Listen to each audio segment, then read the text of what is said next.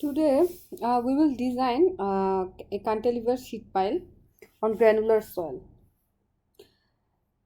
To understand the design of the cantilever sheet pile, we have to understand some basic fundamental theories like what is active earth pressure, what is passive earth pressure. What is active earth pressure? Active earth pressure is the pressure when soil of a retaining structure is moved away from the structure. And passive earth pressure is just the opposite of active earth pressure.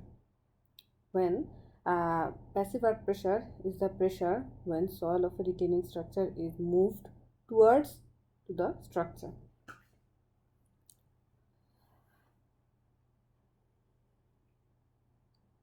So,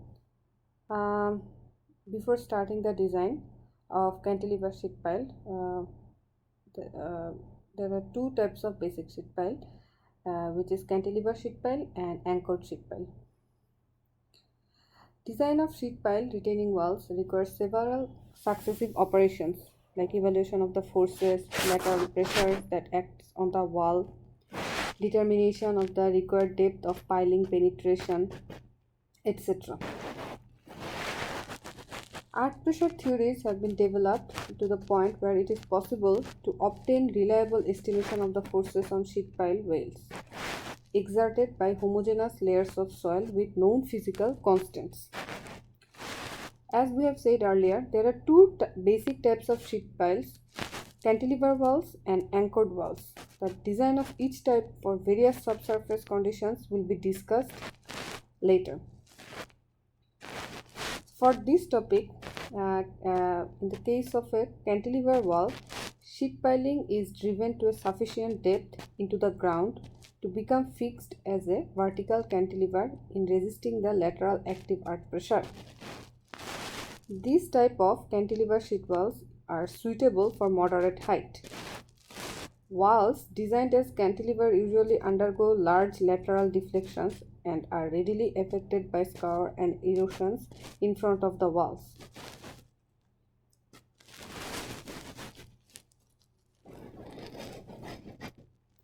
So, to understand the design of a cantilever sheet pile,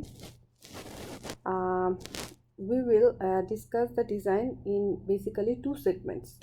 At first, the distribution of earth pressure in granular soils and distribution of earth pressure in cohesive soil.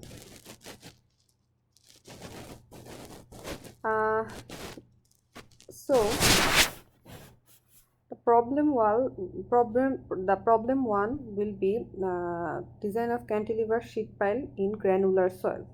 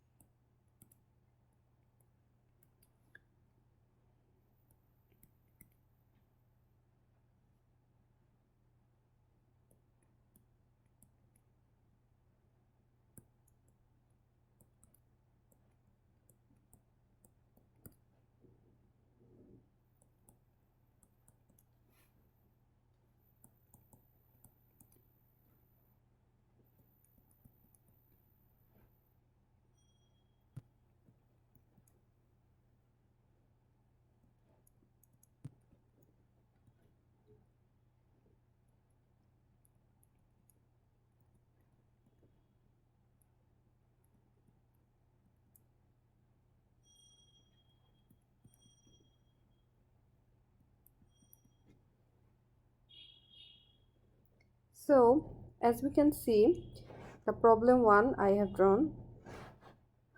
The water table is from the upper ground level is 3 feet. In this problem, we have to determine the required depth of embedment of the cantilever sheet pile shown in the figure using conventional method. In this problem, we will use conventional method. Here we can see two layer of soil stratification is used. At the first layer, which is 3 feet plus 10 feet, where the gamma 1 is 110 PCF, Ka1, which is active earth pressure coefficient, is given 0.35, and cohesion of the soil is 0. That means it's purely cohesionless soil. And the second layer, where the soil properties is different from the first soil layer, where unit weight of the soil is given 115 PCF, and the active earth pressure coefficient is given 0.25, and passive earth pressure coefficient is given 5, and C equals to 0. Here the active earth pressure and passive earth pressure coefficients are given in the exam. Instead of giving the earth pressure coefficients, strength parameters like phi can be also given, and from the phi we can determine the active earth pressure coefficient and passive earth pressure coefficient, like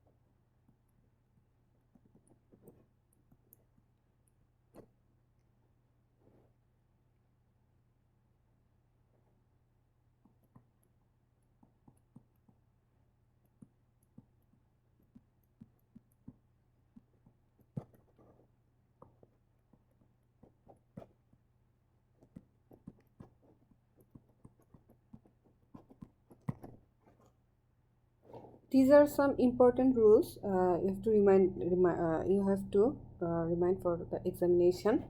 So in the exam, the soil strength parameters can be given in two ways. In first way, they can be given in active earth pressure coefficient and passive earth pressure coefficient, and the second way, the internal angle of friction can be given. From the internal angle of friction, we can find out the active earth pressure coefficient and passive earth pressure coefficient.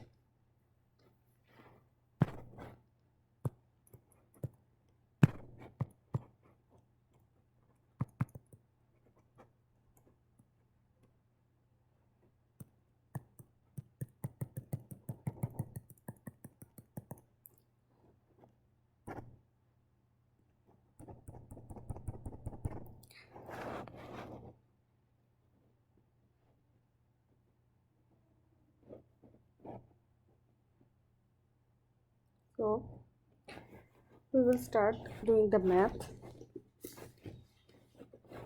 First, we need to determine the effective vertical overburden pressure from the soil.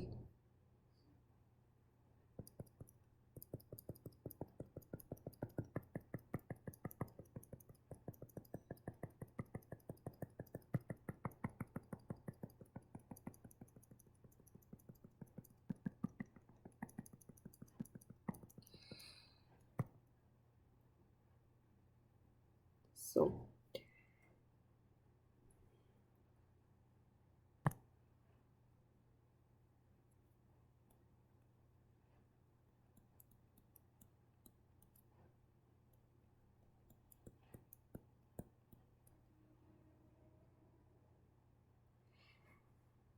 first, at point 1, we will determine the effective overburden pressure, which we will denote as sigma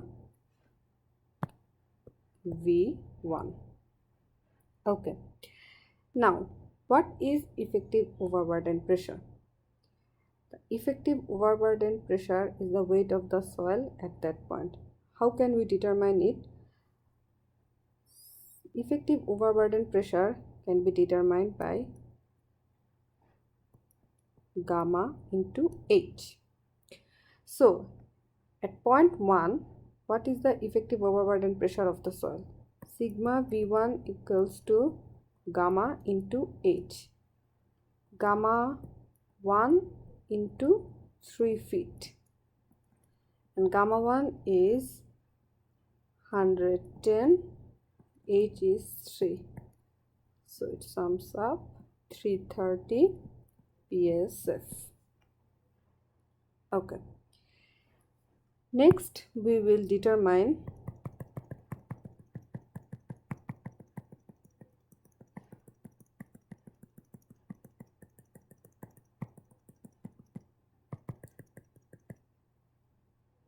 sigma V2, which is the effective overburden pressure at point 2. So sigma V2, same equation, gamma into H. So here we can see for the first 3 feet there are no water table, but after 3 feet the water table is there, groundwater table, as we can see in the figure. So this can be divided gamma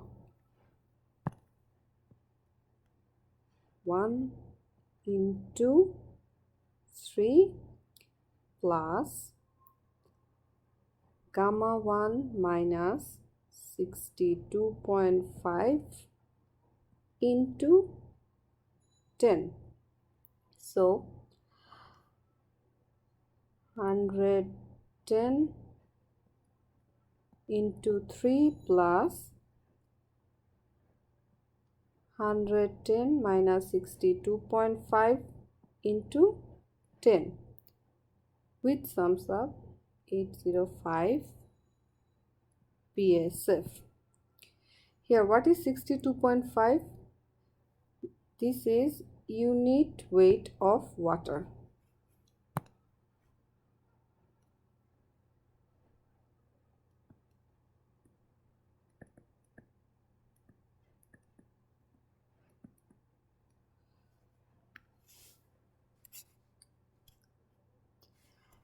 Okay. Now the effective overburden pressure at point 1 and point 2 is determined. Now we will have to determine the lateral earth pressure. So determine the lateral earth pressure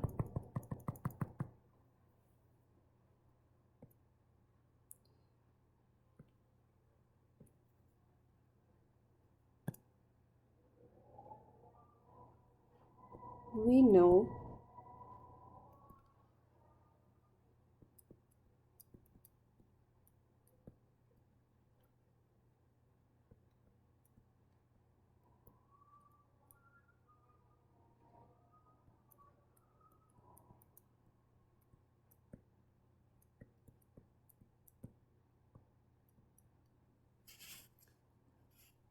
these are the two equations we can use for determining the lateral earth pressure. Here in the equation we already know the active earth pressure coefficient C equals to 0 for this problem. So for the point 1 we can go back to the problem again.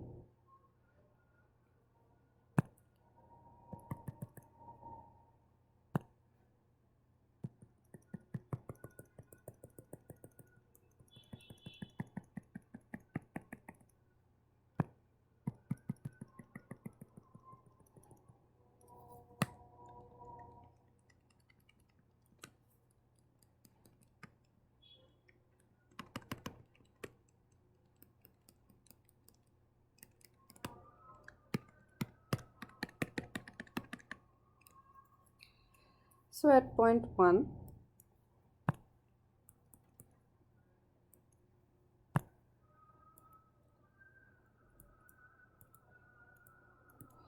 the lateral earth pressure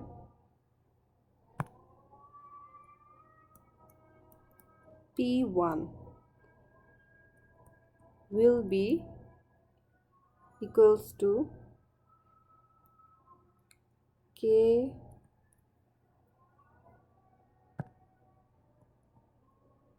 A1 gamma H minus 2C root over Ka1.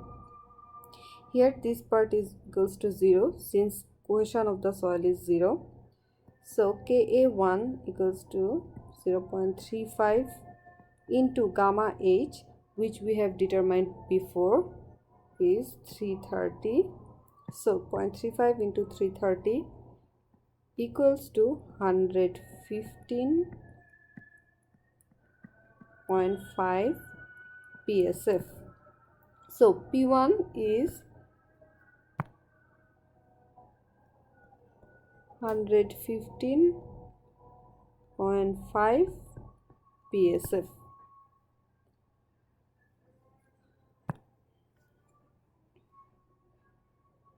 And P2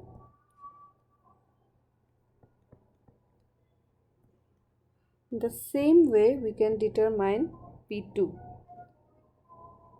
which is also Ka1 into gamma H. Ka1 is again 0.35 and gamma H for the second layer we have determined 805. So 0.35 into 805 is equals to 281.75 psf.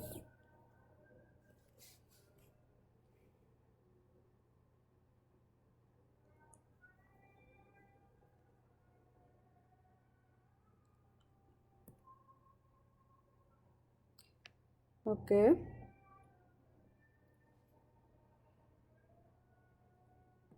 Now moving back to the math, we can see for the first 13 feet we have determined the effective overburden pressure sigma V1, sigma V2 and the horizontal earth pressure P1 and P2 for the point 1 and 2 respectively are determined.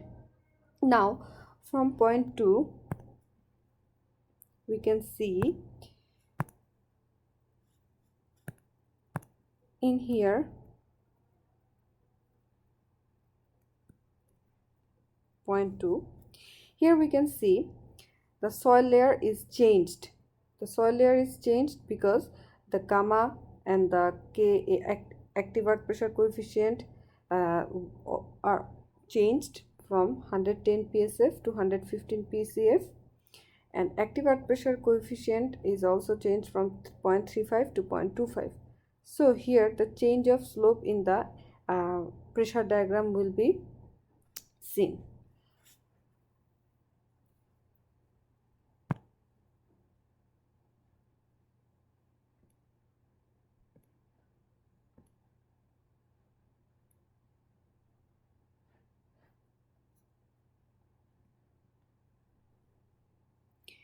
If you wish to draw the pressure diagram, I will draw the figure again here to understand it more clearly.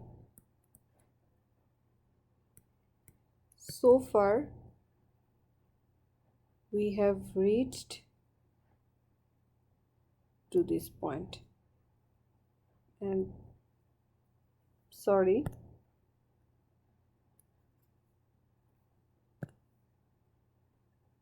this point is determined 115.5 and this is 281.75.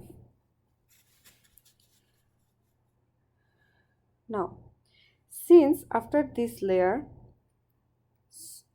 again soil properties are changed, so in the pressure diagram there will be a change in slope. Now we will determine the value of this point.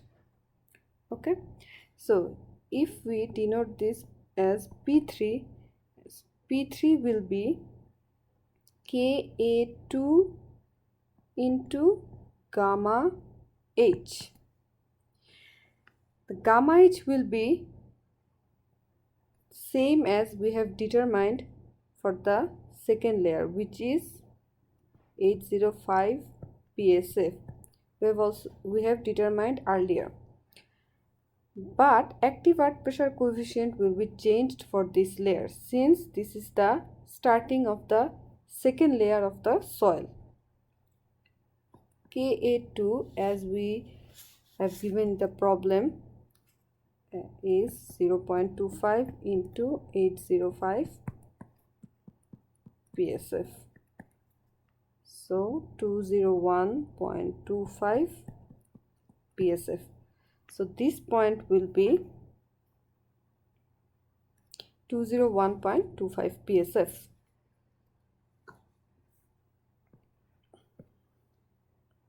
As we have already discussed in the class, that in designing cantilever sheet pile, the basic understanding is that at first the soil will exert active earth pressure. This is the active earth pressure zone of the soil. After reaching this dredge line, this point, here it will work as a passive resistance. So at first what will happen? The active earth pressure will try to bend this cantilever sheet pile away from the structure. And when this sheet pile is bent away from the structure, this passive resistance will act on the structure and try to move the soil particles towards the structure and balance it like before. After balancing the cantilever sheet pile, here the active earth pressure will try to rotate the cantilever sheet pile, and the cantilever sheet pile will be again away from the structure. And then there will be certain point where the passive resistance of this side will again try to move this cantilever sheet pile to its initial place. So to understand that,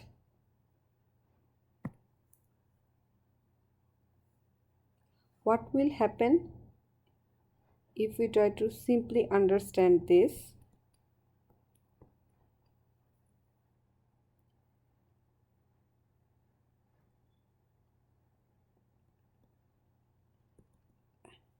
At first, the active earth pressure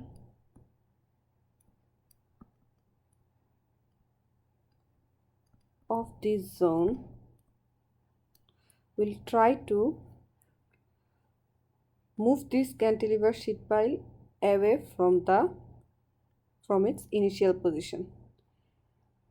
After certain point where passive resistance of this side will again move it back to its initial positions. And again the active pressure of this zone will try to rotate this and move it away from its initial positions, and then the passive resistance of this side will again move it back to its initial position.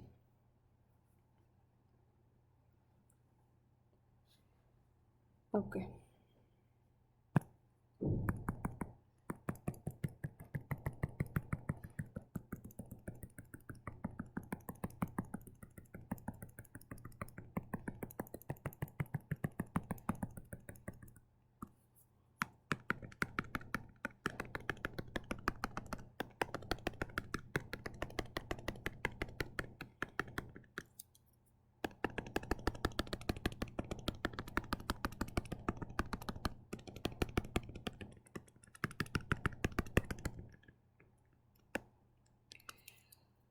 So move back to the problem.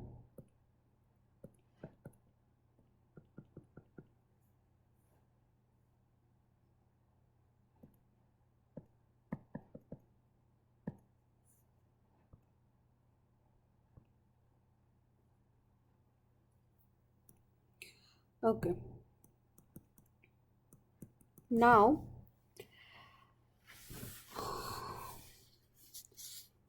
as we have understood that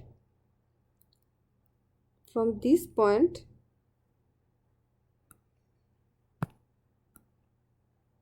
passive resistance will occur. So basically at some point active pressure will be equals to passive pressure.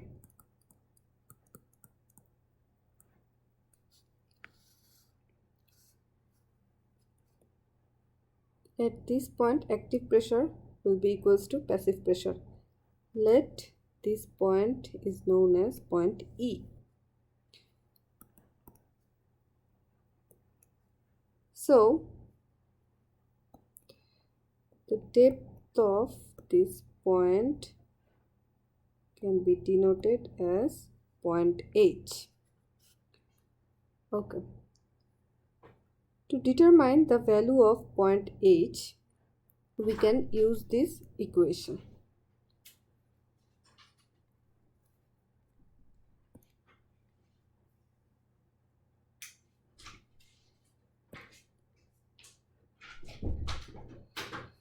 So what we can write is at point A as active pressure is equals to passive pressure. So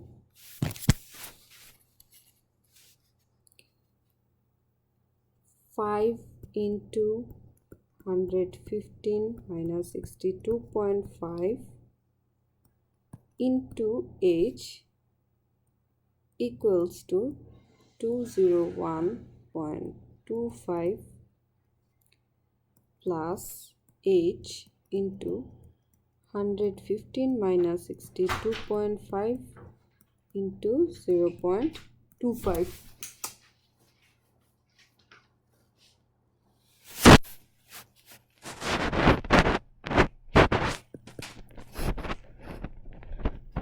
So this is the passive pressure and this one is active pressure at point E. From this equation we can solve it and H equals to 0.81 feet. So at point 0.81 feet the active earth pressure and passive earth pressure will be equals to 0.